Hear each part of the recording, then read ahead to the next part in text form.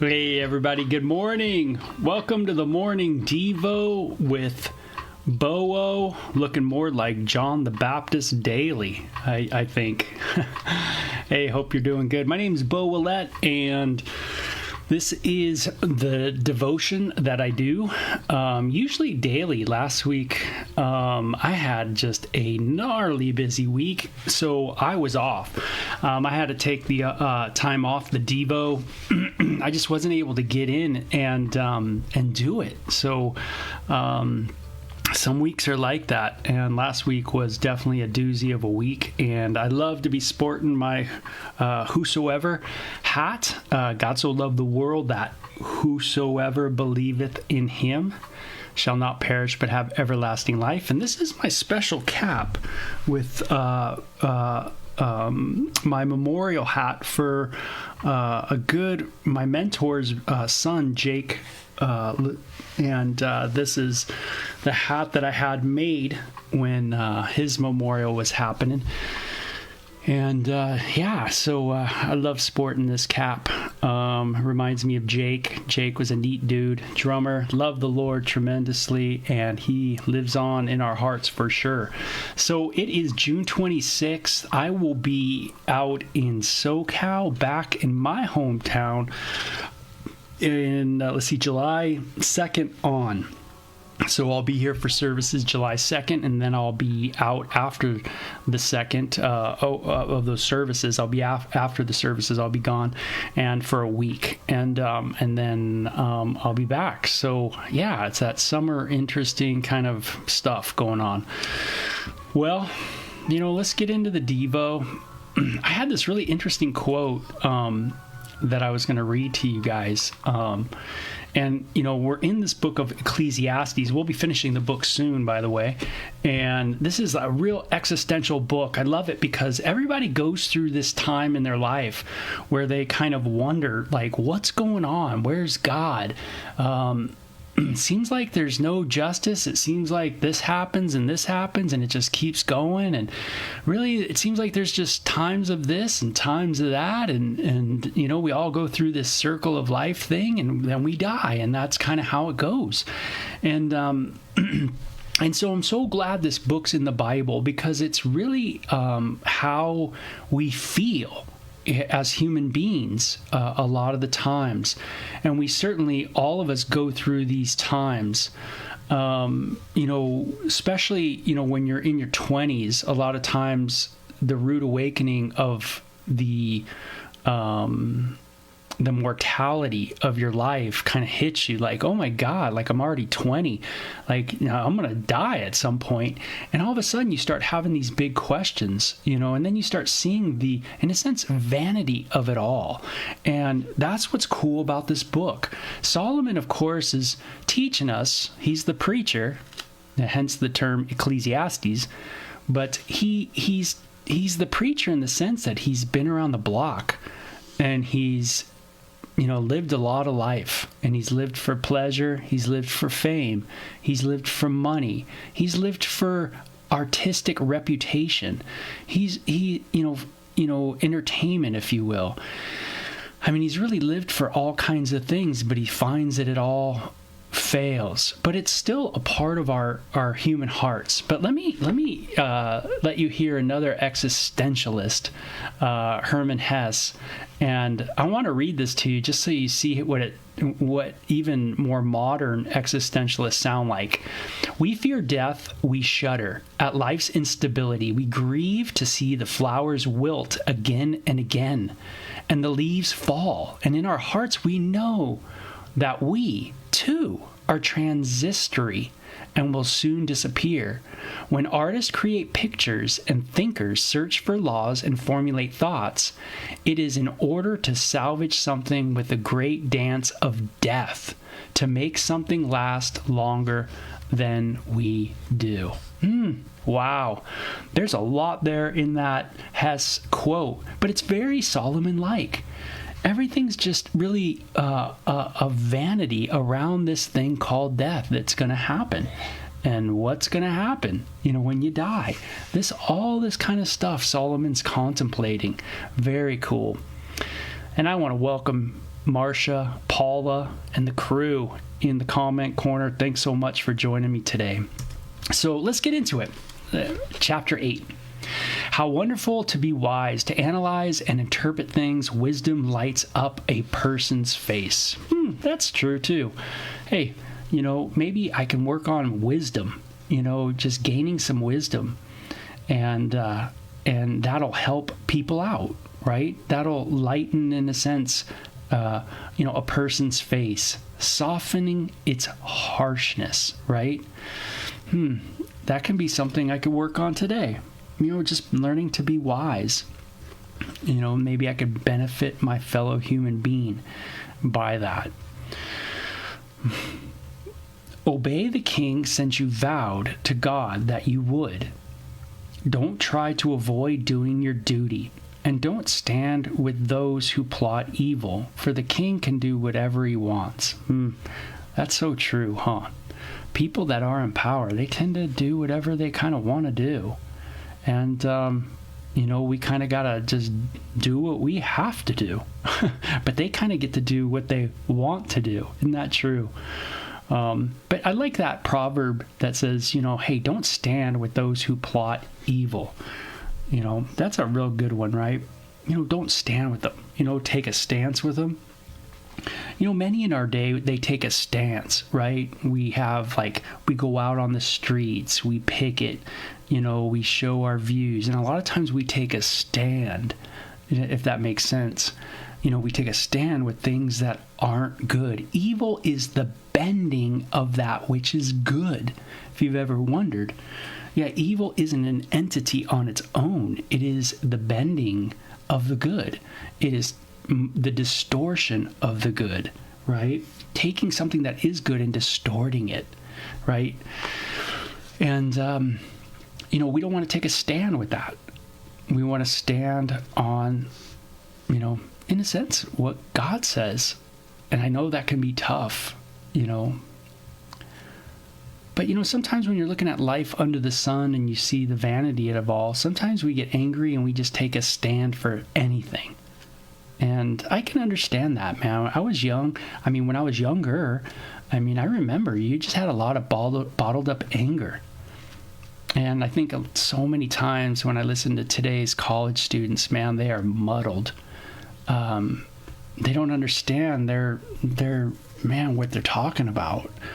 And I probably was there in the exact same spot too, you know, just not understanding at all, just screaming, yelling, Where's all this anger coming from? Taking a stand, right? I'm going to go out and I'm going to be an activist, right? I'm going to get angry and I'm going to take a stand, that kind of thing. It says, don't stand with those who plot evil, for the king can do whatever he wants. His command is backed by great power. No one can resist or question it. Those who obey him will not be punished. Those who are wise will find a time and a way to do what is right. For there is a time and a way for everything, even when a person is in trouble. Indeed, how can people avoid what they don't know is going to happen? None of us can hold back our spirit from departing. None of us has the power to prevent the day of our death. There is no escaping that obligation, that dark battle. And in the face of death, wickedness and certainly not rescue the wicked. Yeah. Just as we can't control power structures, right? The power people. You can try. You can go do your thing. But powerful people will just keep rolling. And that's how it's always been on the planet. It's always been like that. We as human beings, man, we tend to pull power plays no matter what. We do it in families, little units, like our family units, right? Someone plays the power play. They're the tough person. They're the power structure. They're the ones that can never be wrong, that kind of thing. It goes all the way up, right? All the way up into giant structures, right? Not just the family unit, but big structures. So yeah, we can't control that, and we can't control the day we die, right? And in the face of death, Solomon says, wickedness will certainly not rescue the wicked. Nope. Being wicked ain't going to help you, right? And it says you can't prevent it.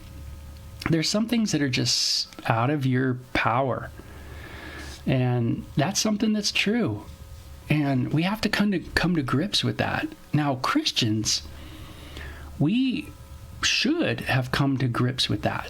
We should have realized that we died when we gave our life to Christ, that there was a death that took place. We've died to ourselves. We're done. We've died to Bo. We've died to whoever you are. You died to yourself. And it's no longer you that live, but it's Christ that live in you, meaning you're in a constant state of decay, of wanting to go away. In a sense, Christ's life in you. That's what you want, is the Christ life. Jesus' life is the greatest life. It's the best life. And what we're saying as Christians is we want Christ, that life, to live in and through us. We need to be put aside. And God needs to, in a sense, take what is us, our psyche, our mind, our body, and use it for His glory. No longer living for ourselves, but for the one who died for us, as the book of Corinthians tells us. Yeah, so we should be okay with thinking about dying and thinking about death. This is something that's avoided by many, many people. And the existentialist, the one I quoted, Hess, he's talking about how everything we do, even the art and the laws we make, are all in a sense a dance around death. It's really for us humans trying to prevent or trying to, in a sense, move away from it, trying to get our minds off of it, off the inevitable, right? That, you're going to die. And things will just keep going on, And that's a very sometimes freaky thing for people. But this is why Jesus came. Hey, don't let your heart be troubled. He said, hey, you believe in God, believe also in me. In my Father's house are many mansions. If it were not so, I would have told you, man. I'm going to prepare a place for you in my hometown. Jesus says, I know exactly what my hometown's like. It's pretty awesome. I'm going to go and I'm going to prepare a place for you, and I'm going to come back and get you and receive you to myself, that where I am, you will be also. Jesus does everything to make sure, even raised from the dead, to make sure that we know that there is an afterlife. And there is a place that is being prepared for us. And it says, I have thought deeply about all that goes on here under the sun. I have two. Where people have the power to hurt each other. So sad, right? I don't want to be a person that hurts someone. Where people have the power to hurt each other. Yep, sometimes we hurt each other through words, right? Man, the words you say a word and bam, that's it. It hurts. God help us to not use our words, our mouth, in ways that really cut. I have seen wicked people buried with honor.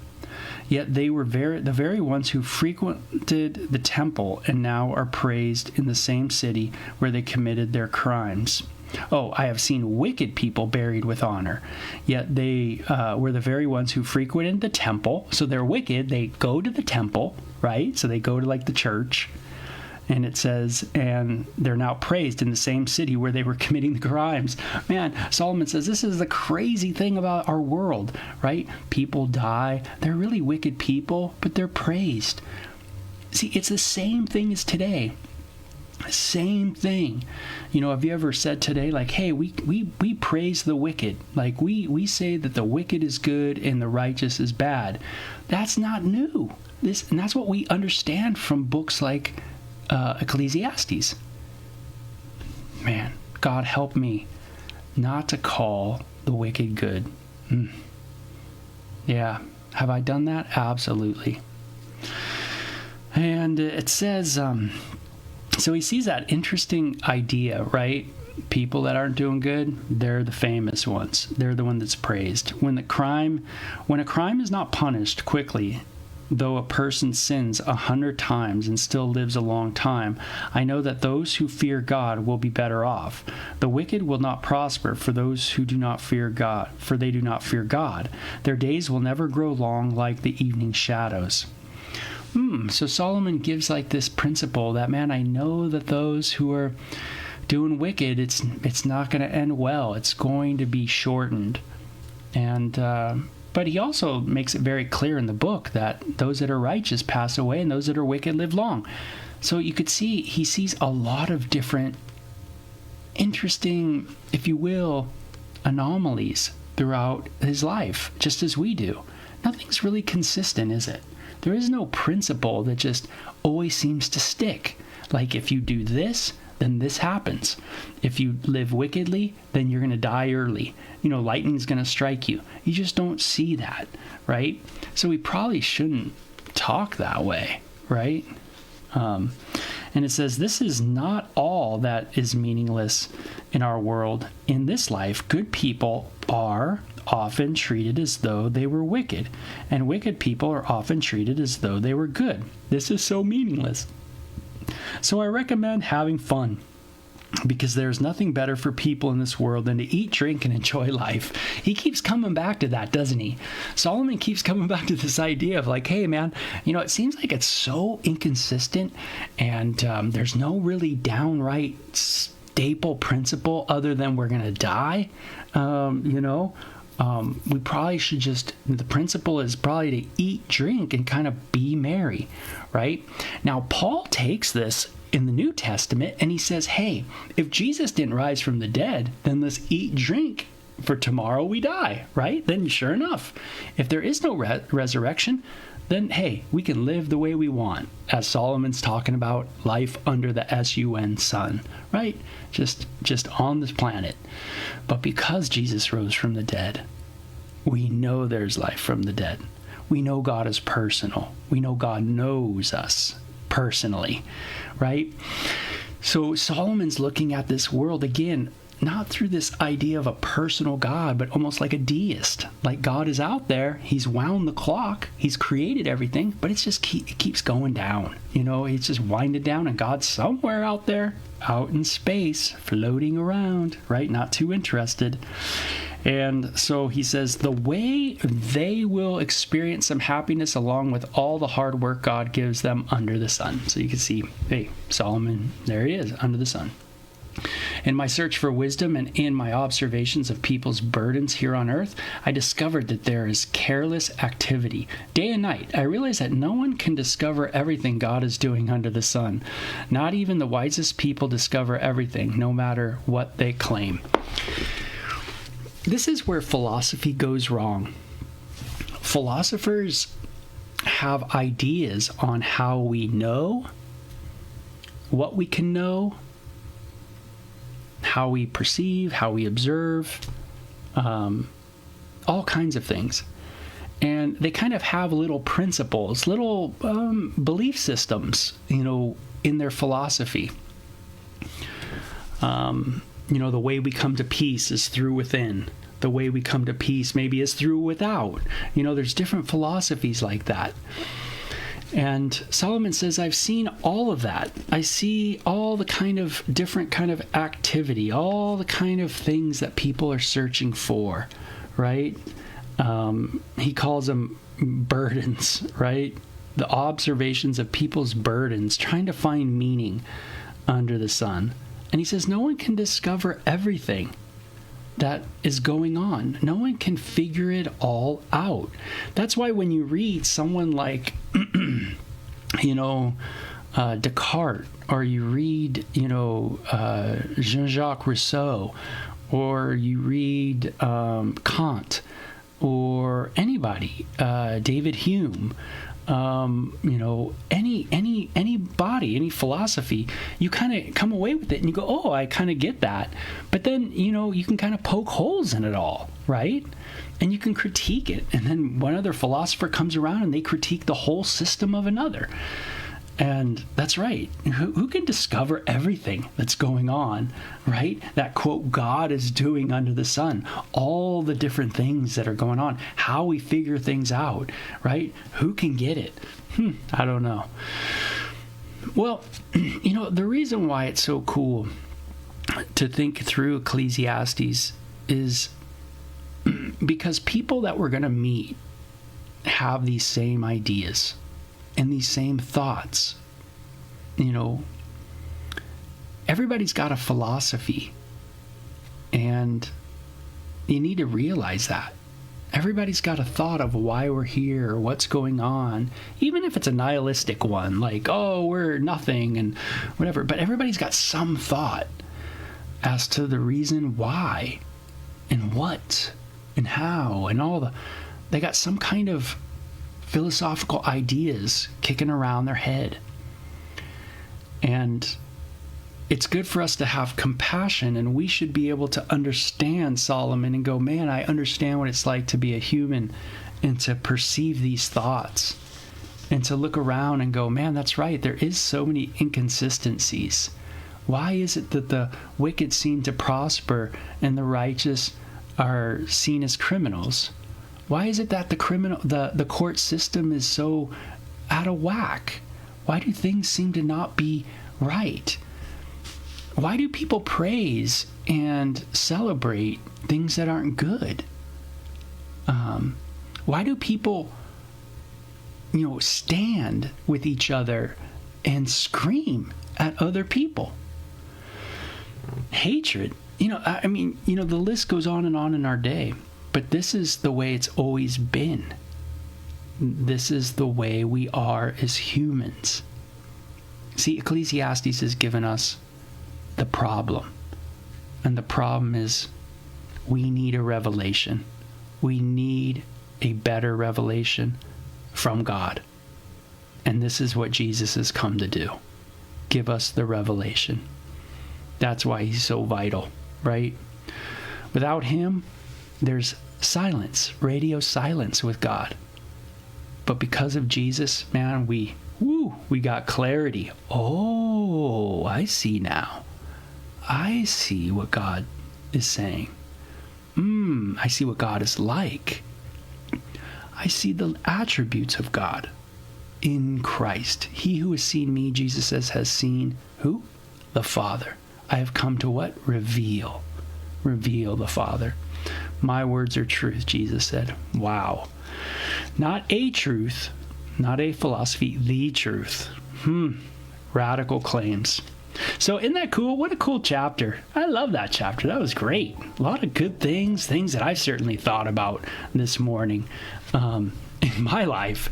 And I'm sure you have too. And so, remember, all the people of the world are thinking like this. They're all thinking about things. And sometimes they can get to these places of just wondering. And that's why we have something so cool, right? We have this precious treasure in hidden jars of clay, the Bible says.